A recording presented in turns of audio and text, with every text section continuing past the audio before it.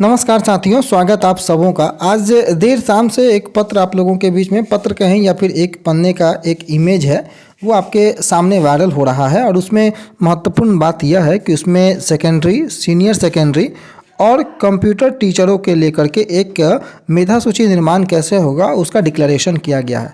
सवाल, सबसे मूल सवाल यही है, बिना वक्त गंवाए मैं आपको बता दूं कि क्या यह सही है या नहीं है। सबसे पहले आप यहां पर देख लें कि मेधा सूची बनाने का आधार क्या है। तो दोस्तों, मेधा सूची मैट्रिक के अंक प्रतिशत, इंटर के अंक प्रतिशत, स्नातक के अंक प्रतिशत और पीजी प्लस बीएड के अंक प्रतिशत को भाग दे देना है 5 से और उसका 40% और आपके पात्रता परीक्षा का 0.6% अंक प्रतिशत के आधार पर उच्च माध्यमिक विद्यालयों में शिक्षकों का पैमाना तय किया गया है मेरिट निकालने का। वहीं अगर आप माध्यमिक यानी कि हाई स्कूल की बात कर ले तो ये जो पन्ना है, ये जो इमेज है जो वायरल है, वो मैट्रिक के अंक प्रतिशत, इंटर के अंक प्रतिशत, स्नातक और बीएड के अंक प्रतिशत को जोड़ करके कुल को 4 से भाग देने के बाद इसे 0.4 से यानी कि इसका 40% और जो बाकी बचे हुए हैं उनका आपको पात्रता परीक्षा में जो आया है अंक प्रतिशत उसका 60% के आधार पर मेधा तय की जाएगी।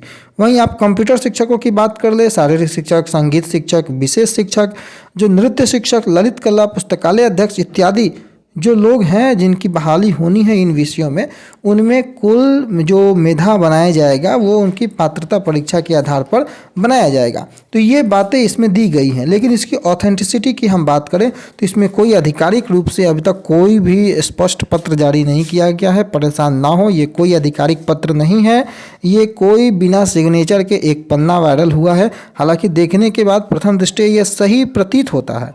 पहली बार भी जब आप वो 60-40 वाला मामला देखे होंगे, नियमावली जो 2022 में जो एक वायरल हुई थी, लेकिन उस पर भी अब तक फाइनल मोहर नहीं लग पाई है। उसके बाद से 2-3 और ड्राफ्ट जो है शिक्षा विभाग या शिक्षा मंत्री महोदय के पास पहुंचा है और अंतिम रूप से फैसला हो चुका है। आपको पता है कि कैबिनेट की बैठक में उस नियमावली को पारित किया जाएगा, उसे पेश किया जाएगा और उसके पहले उसका लीक होना मुमकिन नहीं है।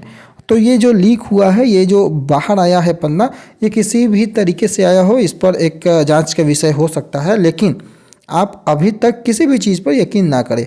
मेरा स्टैंड शुरू से यही रहा है दोस्तों कि बहाली का आधार कैसा भी हो, 60-40 हो, एकेडमिक हो, मैं ना 60-40 के पक्षधर में हूँ ना मैं एकेडमिक के पक्ष में हूँ। मैंने लगातार हर वीडियो में इस बात को कहा है कि बहाली के पक्ष में मैं हूँ और बहाली होनी चाहिए, इसके लिए हम सबको मिलकर प्रयास करना चाहिए। तो यह आवश्यक नहीं है कि इस नियमावली में क्या कुछ लिखा हुआ है, आवश्यक यह है कि अगर यह सही भी है तो भी और अगर यह सही नहीं भी है तो भी हम क्या प्रयास कर रहे हैं उस नियमावली को लाने के लिए, हम क्या प्रयास कर रहे हैं इस बहाली को खुलवाने के लिए। मात्र 18 दिन शेष है इस महीने में और फरवरी के महीने में आपकी नियमावली आपके हाथ में होगी। आपको खुद पता लग जाएगा कि ये नियम क्या है। बाकी आपको पता है पुराने दिनों अखबारों ने ही ये प्रकाशित किया था कि बहाली आपकी 60-40 के आधार पर होगी और पिछले दिनों अखबारों ने ही प्रकाशित कर दिया कि नियमावली आपकी पुराने तरीके से यानी कि पुरानी व्यवस्था के आधार पर matric, inter, BA, BEd plus जो पात्रता परीक्षा है उसके वेटेज के आधार पर होगी। परंतु वो वेटेज कितना होगा, किस आधार पर वेटेज दिया जाएगा, प्राथमिकता वरीयता वेटेज में किसे दी जाएगी, ये अब तक डिक्लेरेशन नहीं किया गया और इसके लिए हमें थोड़ा इंतजार करना पड़ेगा।